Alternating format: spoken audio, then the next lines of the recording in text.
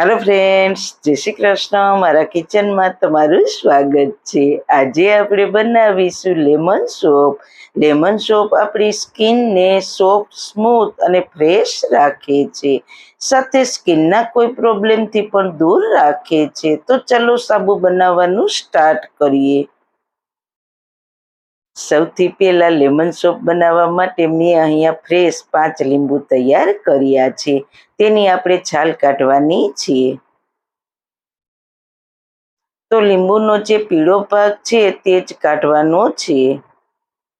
અંદરનો જે સફેદ ભાગ છે તે કાઢવાનો નથી. તો આ રીતના બધા જ લીંબુની છાલ કાઢી લેશું. લીંબુ આપણી સ્કિનને ખૂબ જ સોફ્ટ, સ્મૂથ અને સાથે સાથે ફ્રેશ રાખવાનું કામ કરે છે. તમારા ચહેરા પર ખીલ કે ખીલના ડાઘ હોય તો તે પણ દૂર કરે છે. તો મેં 4 લીંબુની છાલ અલગ કરી લીધી છે. તમે જોઈ શકો છો સફેદ ભાગ છે અને પીળો ભાગ જ મેં અલગ કર્યો છે. લીંબુની છાલને આપણે નાના પીસમાં કટ કરીશું. પછી લેશું મિક્સર જાર. તેમાં લીંબુની છાલને લેશું અને તેમાં 3 ટેબલ સ્પૂન ગ્લિસરીન લેશું. સાથે 3 ટેબલ સ્પૂન ગુલાબજળ લેશું અને પછી તેને પીસી લેશું. તો તમે જોઈ શકો છો લીંબુની છાલ સરસ રીતના પીસાઈ ગઈ છે.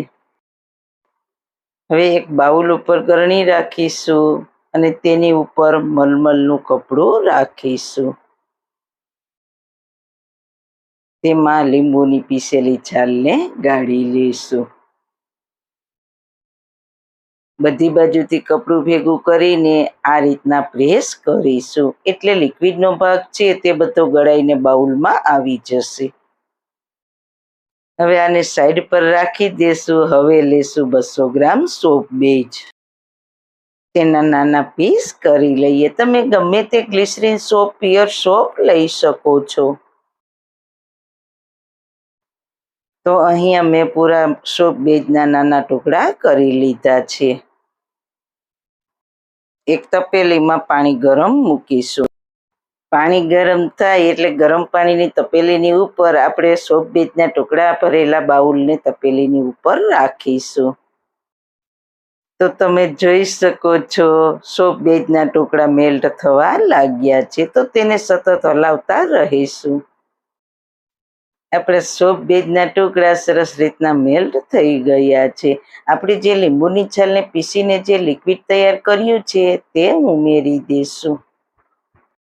સાથે આપણે 4 વિટામિન ઈની કેપ્સ્યુલ ઉમેરીને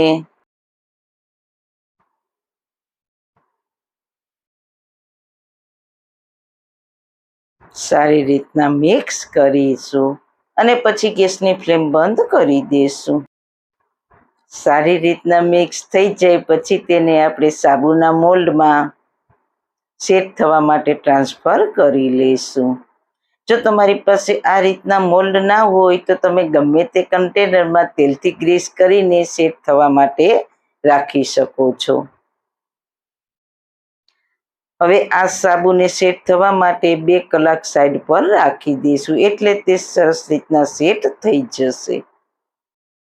2 કલાક બાદ તમે જોઈ શકો છો સાબુ સરસ રીતના સેટ થઈ ગયો છે. તો તેને મોલ્ડમાંથી અલગ કરી લઈએ. તો તમે જોઈ શકો છો આસાનીથી અલગ થઈ જાય છે. તો આપણો લેમન સોપ બનીને તૈયાર થઈ ગયો છે. કેટલો સરસ બનીને તૈયાર થયો છે. અને તમે રોજ નાવામાં ઉપયોગ કરશો તો તેનો રિઝલ્ટ તમને ખુદને જોવા મળશે. આમાં આપણે કોઈ કેમિકલનો ઉપયોગ કર્યો નથી. તો તમારી સ્કિન માટે આ સાબુ ખૂબ જ સારો છે. તો જરૂર એક વખત ટ્રાય કરજો.